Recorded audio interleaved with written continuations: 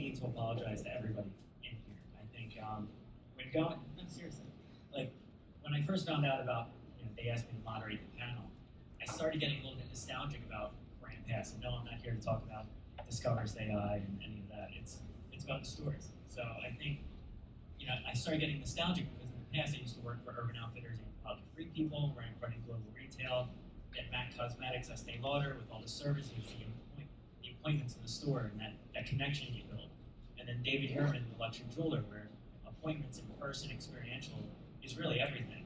And in thinking of just how it tied together, thinking of store managers, thinking of how I took it from, notebooks and legal pads with signing in for any of these events, and how much a store managers would really evolve. It made me realize how far we've come in collecting the data, understanding it, the store managers understanding the value of that, because it was their VIPs. These in-person experiences, these marketing events, these activations, it's loyalty. They knew that these were their highest visible customers. And we as technologists had to get all this put together and beg CRM and marketing teams to kind of get the messaging out. And thinking and talking with everyone here on this panel about how far it's come about giving the stores the activation, giving them the follow-up, allowing the stores to have the power to pull people back in after these powerful, impressive events. I think it's really amazing. So very happy to introduce these folks. Jonathan, why don't you start? Hi. I'm Jonathan. I'm the CEO and founder of AnyRoad. I got my start at a tiny little company called Red Bull. I was one of the first marketing hires when Red Bull first came to the States, and this totally blew my mind because we were spending about $1 billion a year on events and experiential marketing. And these incredible events with 15,000 people and people jumping out of airplanes, going down mountains on tricycles, DJs playing, people are dancing, everyone's having an amazing time. Spent $1 billion a year on this and had no idea if it was working. Turns out, TLDR, it worked. Red Bull has by far number one market share in the world in energy drinks, but it drove me crazy that we had no data and had no idea what the ROI was. So 11 years ago, I started AnyRoad to bring deeper data around ROI and consumer engagement to global brands. Today we work with about 500 brands like Diageo and North Face and La Liga and you name it, South by Southwest. And really our whole mandate is to bring brands closer to their super fans through experiential marketing, through premium memberships, through music, and through engagement. Okay, that's a great intro. First time I've ever done that. Yeah. Hi, Joel Martin, SVP of Programmatic for AdFuse, ChargeFuse, and I'm here. If you guys haven't seen the ChargeFuse, we're in 95% of the NFL stadiums. We're just in Austin City Limits. We do 37 music festivals a year. We are in MGM hotels, I guess in Global, Live Nation, a couple of our backers, Simon Malls. So you can see only coast-to-coast battery charging, experiential recharging network in the country. And I'm known in the industry for helping bring startups to the market in the experiential space. I've been doing this for a couple dozen years. You can see one of the companies I advise them back, the robot, Ecolytics, which just sold 3 weeks ago for $25 million to KiwiBot. So we're really proud to be one of their advisors. Over the years, I've taken to market a couple of companies like UStub. Here with Jim from Experie House, we're going to call attention to this new startup, which is amazing, CTV in Airbnbs and short-term rentals. Make sure to talk to them. And I love the connecting the dots, which is really what we're doing, because a lot of companies, I've seen this over the years, a lot of the companies I've been at, they grab that data, we do concerts, we do festivals, and they don't know what to do with that data. Great thing about ChargeFuse is that we're collecting data and we can work with brands to use that further on. And I have an events background too, which brings me back to CVET. This used to be one of my competitors, which I love what they do. I worked in that field, so that's me, I'm Joel. And if you have a startup and you need to bring it to market, make sure to talk to me. Awesome, thanks, Joel. So I'm Julie Caddix. I am the Senior Director of Solutions and Customer Marketing at CVET. Quick show of hands, who here is familiar with CVET event technology? Okay, 100% of hands should be up in the room because you all registered for the event today and you all have a name badge on, so you all have used CVET technology. But I have been with CVET for 18 years. I love events. I love event technology. I love bringing people together. I love that technology and the use of tech at events gives marketers the data they need about in-person interactions to really activate that information in their other marketing channels. So I just love that intersection of event technology. I'm super excited to join this panel today. Amazing. So I think we've talked a lot about the technology kind of weaving the back end and having data as part of that. You guys work with amazing brands, really these unbelievable moments and experiences, especially about Diageo and I think every single other one that has been out there. How does the conversation usually start with these brands about what are they trying to get out of it, what are their goals? In terms of data, so. Sure, I'll start. I mean, for me, where to even start with the data of an event is starting at why are you doing an event? I know so many marketers and companies do events just because they've always done them, but that's not going to give you the data that you need to understand your event, to activate your event data. So it really starts with why are you doing an event? Even for a brand event, there's a reason you're doing that brand experience. Are you looking to engage a set of advocates? Are you looking to generate new customers and find new advocates? What is the purpose of your event? And that's going to help you start with what data should you be collecting once you understand the purpose of that event. Our conversations usually start somewhere around, hey, we're spending $1 billion a year or $700 million a year on events and activations. What are we getting from that, right? And if and the traditional way, and sorry, there are a lot of agencies here. I'm going to pick on you for a second. The traditional way is an agency will throw all of these activations for brands and then come back with like some glossy photos and like maybe a reel and be like, look, everyone's smiling, everyone had a great time. Like that's kind of bullshit these days, right? And like we're running businesses, we have to be data driven. And so how do you get actual data on who your fans are, who your biggest customers are, and then how do you figure out how to more deeply engage them beyond just kind of the traditional, the traditional ways. And so that's really where we come to.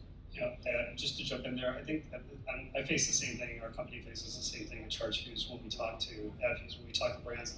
We just did the US Open. I don't know if anybody was there for US Open in New Yorkers yet. All right, so you probably saw the Chase battery stations. Those were us, we branded Chase. If you were at ACL, you saw T-Mobile. We have the technology where it can be free depending on your carrier, depending on what credit card you use. But anybody else has to pay to get a battery. So there's amenities aspects, but what do you do with that data? You now know that your client, I'm not bragging on any clients here, but your client was at that activation. How do you follow up? Like, where is that first party data? How are you using it? You just got their permission to send a text message at ChargeFuse. I would love to see how the platforms that you guys are engaging with them after the activations. And we're just part of the activation or in the field. So that's why I'm interested in the panel too, just hearing the latest developments. I think one of the pieces that makes it kind of really completely unique is that you do have these moments, these activations that you have once in a lifetime opportunity to get in front of the customer, get the qualitative data, get the things that aren't the ones and the zeros, and the real first party feedback from them directly. What have you seen over the last even year, essentially, of what these brands are trying to do, or how are they changing the way that they're collecting, understanding, and processing that in the background, and collecting it from these customers as easy as possible? I think the biggest thing that we've seen is brands are narrowing in on who their fans are, who their super fans are, and starting to actually segment their audience type, right? So it's not one size fits all. And sometimes brands, you look at a brand like Campari, right? They have, which is one of the only alcohol companies in the entire world that's actually doing well these days. And they have two big brands within Campari that are doing very well. One is Campari, which is a kind of weird red alcohol that's not particularly expensive or highbrow. And one is Aperol, which is another kind of weird red alcohol that's not particularly highbrow. And both of those have very specific market segments. So if you go to Coachella, they're doing these incredible Aperol events, and everyone, if you walk around Manhattan on a Sunday, everyone at brunch is drinking Aperol spritzes. It's a very specific demographic and very specific marketing. On the other hand, Campari, their entire marketing is all around film festivals, around art. They're sponsoring art events and film festivals, the Cannes Film Festival, the Venice Film Festival, Screen Actors Guild, Sundance, because Negronis have become a really kind of highbrow drink now. Right, so like even within Campari, it's not just like spraying and praying and saying we're just going to be everywhere for everybody. It's about saying who are our target audiences, how do we best reach them, and how do we understand what works and what doesn't, so that we can continue to iterate and say, hey, we did Coachella last year and it did not perform as well as we wanted. This year we're going to do Stagecoach and South by Southwest because we have millions of possibilities of where we could be activating. Yeah, I would take that a step further. Knowing your audiences, it's also about the personalization and that deep ability to personalize and know that somebody in your target audience, yes, they drink Aperol spritzes at one point in the day, but maybe they also drink Manhattans at night and a champagne at lunch. And I feel seen. Me too. But it's being able to leverage the data that you have about your target market and your target audience and deeply personalize their experience, not just in that single point in time, but the entire engagement with you and your brand. Because experiences and events they're a point in time, but somebody's engagement with you lasts after that event, and they're going to go and see your online digital ad. They're going to see your brand on a shelf. They're going to be experiencing your brand at different points in time, but then really coming to that event. So how do you take that event interaction and continue the experience that they have with you and really build that loyalty after the engagement happens, so that you are following them, you're bringing them back, you're creating those advocates, they're sharing it with their friends and their followers and building that more and more network effect of fans, and you're able to gather their data as well to really generate more and more engagement. And data and the data of that event activity is so important to create the activation of that after the event and continue your engagement with everyone. Can I ask you a follow-up? Yes. Sorry, I'm not how do you, because you have so much data on people who basically go to every single conference in the entire universe, how do you think about starting to understand people's behavior when you see them across multiple events and like who they are? Yeah, so for so many of our customers, it even starts with not even our CVent universe of data, it starts with your business universe of data, because for so many of our customers, events have always been point in time interactions, and what we're really seeing is the shift to a true event program, and this program mentality that really thinks about not just each event in a silo, but the continual event program engagement. So, if I'm a net new customer, I'm going to think through B2B world, because this is what a lot of our customers have, those B2B programs. You start with what is the type of event that is going to attract a new customer into the audience, into your consideration set. That might look like a trade show activation. And then as they continue their journey, maybe there's a product seminar or a field marketing event. Then when they become a customer, there's a training event and a user conference. And then there's an advocacy event. And so it's understanding that life cycle of an individual and every single touch point they have with your events and the different marketing touch points in between, and using events as that point in time engagement and activation to continue their life cycle with you as a customer. That's what we're really starting to help our customers get, that programmatic data view of all of their events and really understand who are their advocates based on all of these events. Or maybe it's who's right for an upsell, cross-sell, who's going to go buy more from me because I see at my user conference that they have gone to this session that talks about product X, and then they went to visit product X in my trade show booth, and then they also talked to a sales rep who put in their notes that are in my CRM system now that say they talked about product X. Oops, now my marketing needs to talk about product X because that person just gave me 3 touch points at an event showing they're interested in that product. So now I'm going to send them emails and digital ads and everything about that product, so I'm stay top of mind and close that sale. So that's really, and then now I see that continue over multiple events and multiple events and multiple events, and you really build that portfolio. So it's not even about the universe of CVent, but even starting with your own event program, where you have so much data, especially when you've got 6 different departments running events, and you may not even know all of the events happening, but if you can centralize that data and leverage it and pull it out together, it's really powerful information. we're seeing exactly the same thing. The biggest question we get is like, cool, now we have all this data, what are we supposed to do with it, right? But like, Don't leave it in your event system. Get it out. leave in your event system, don't follow up with people, don't do anything. Get it into Ignore your it. marketing automation. Get it into your CRM. Get it wherever your other data lives, Yeah. so you can truly I just want understand. to jump in here and say, for something to really be cutting edge, to not be the same boring thing every other company does with a sequence and a drip campaign and a follow-up email. You want to get out of that box, and you want to touch that consumer in a way that is truly unique. And there's in the real world, grab that data from the event and bring it to the real world. I really like what Jim's doing over here at Xperia House, because you can touch somebody in an upscale luxury Airbnb before they go to the event or after the event, and follow them programmatically to the different activations they're going to. Because that person's going to the LA Film Festival, they're going to the South Beach Film Festival, Miami, and they're staying at a $5,000 a night short-term rental. Now you know what trade shows they're going to, and you can follow them programmatically, and you can do activations. And just integrating with different touch points at events is super important. And not doing what every other brand is doing. Anybody can do in this room can do an email. Anybody in this room can do a text message. How do you touch the consumer in a unique way? That's what I'd like to know what we can do with the data. What we found is that brands are trying to kind of siphon off and really focus on their super fans, right? So there are people who are casual fans, who are casual customers, and there are people that are just like, I want more, right? Whether that is about a sports league, whether that is about a drink, whether that's about anything. And so our biggest thing now is how do we actually deepen that engagement?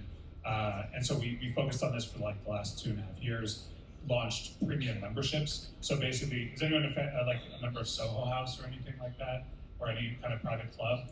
So we recently launched premium memberships, which is the ability for any brand to actually build their own Soho House, decentralized.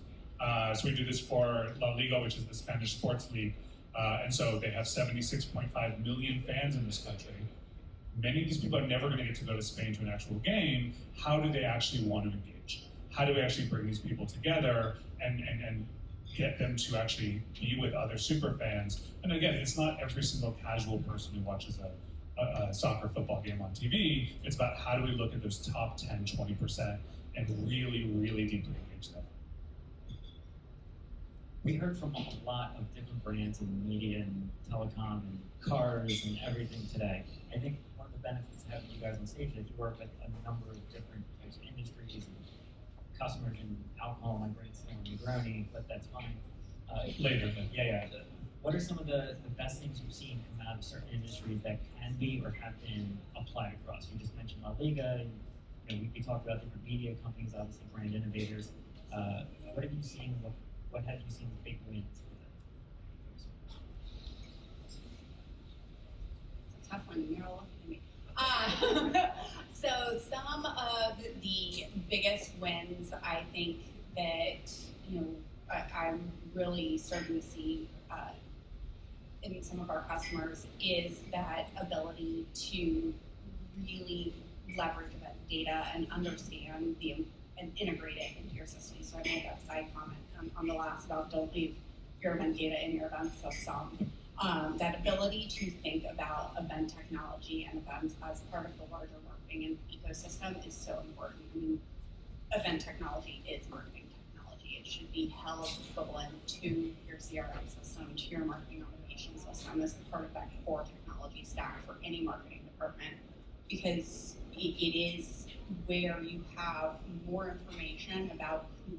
If you think about the engagement that it takes to get from an event, taking the time, spending hours with you, like somebody talking about super fans, like people who are coming to events and multiple events and engaging with your brand deeply are showing themselves to be super fans just by the sheer fact that they're attending your event, because an event is a time commitment. So those customers, those consumers are so important to understand, and you have to know who they are.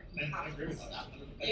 They're just so essential. And so if you have this database of everybody who's come to your events and it lives in a silo, and you're just marketing events to them and that data isn't interacting with everywhere else that person is interacting with you, you're losing so much valuable information about who your most engaged customers are. I think we talked about this yesterday. I was mentioning South by Southwest, the Amazon house, for the Fallout activation. I don't know if anybody was there or anybody had anything to do with that.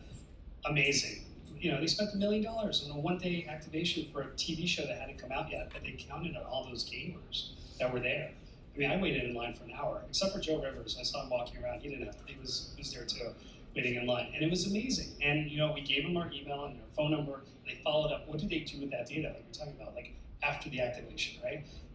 You know, I was just in Austin last week. Where does that data go? What are they going to do with it afterwards? That's super important. And and don't just send an email. Like follow up with something very, very cool, like a game or an online experience or something that the other guy's not doing. And I think that's where experiential really comes in, thinking outside of the box. And the other thing I would add is with the data piece of it is events are expensive. We spend millions of dollars on events, and we are in a more cost-conscious world that many executives are asking, do we need to spend $1 million on that event? What if we only spend $500,000 on that event? What if we don't do that event? And I think all experiential marketers and event marketers know that events are the most valuable piece of the marketing mix. And for most organizations, 50% plus of a marketing budget is spent on events. What is the return that you're getting? If you can start to showcase the value of, well, these top super fans come to this event, they're my most engaged, they buy on average X dollars from us on an annual basis because we know this about our super fans, then you can start to tie a return on investment to your marketing events. And that's when events become truly an integral part of your marketing mix, because not only are you building that great brand loyalty, activating your super fans, but you're showcasing the tie between hosting an event and spending $1 and getting $20 in return. 100% agree. And I think the biggest thing that brands that do really well with this understand is that you can actually compare Instagram ads to experiential if you have the right data stack there and the right feedback mechanisms and the right surveys and the right analysis there. So a brand like Lululemon spends $300 million a year on free yoga classes. That's a lot of money. You can go down to Lululemon in Soho and like take free yoga classes there. And guess what? People who do their weekly yoga classes at Lululemon spend, I can tell you, a lot more on Lululemon pants and Lululemon swag. So at the end of the year, the CMO of Lululemon is asking herself, should I increase my spend on experiential or should I increase my spend on Instagram and Facebook ads? And there is a correct answer for that. But the biggest thing I think is that it's a matter of conversion versus LTV, lifetime value. Do I want to just sell one additional pair of pants today? In which case Instagram's great for this, right? You put on a discount, you say 24-hour sale, 50% off, I'm gonna sell one additional pair of pants. Or do I wanna increase somebody's lifetime value in Lululemon by 45% every single quarter over the next 5 years? The only real way to do that we've ever seen is through experiential marketing. You nailed it. I mean, that's the world we're living in. We're comparing where is the best place to spend the next marketing dollar. And when you have every digital channel that says, click, I spent $5 on this ad, and they just bought a $50 pair of pants. Well, I spent $1 million on an event, and 30 people showed up, and people had a blast. It was awesome. They got drunk. They walked away happy. No idea if they bought anything. That's a really tough sell to a lot of CMOs and executives, C-suite, that what is the value of that event that you just put on. So you're really understanding that ROI of your event and comparing it to your other marketing channels makes it even more powerful. And a list of names and email addresses does not cut it anymore. Yeah, yes. No, that's wonderful. And I think, as final closing thoughts, because I've heard a lot of conversations kind of ending or laughing about what's the ROI, what's that KPI, what's that number, and obviously experiential. What have you seen as the number one KPI across, I guess, say across the industry, but, that you've seen as the most successful one when planning these events or when catering for it? What would you consider that? Ours is called brand conversion rate, which is literally the percent of people who are not super fans who became and transformed into superfans as a direct result of experiences. We actually created this KPI because our problem is there were not enough KPIs that people were using that were really experiential based. But brand conversion rate we've seen is a very strong predictor of revenue growth over the next 3 to 5 years.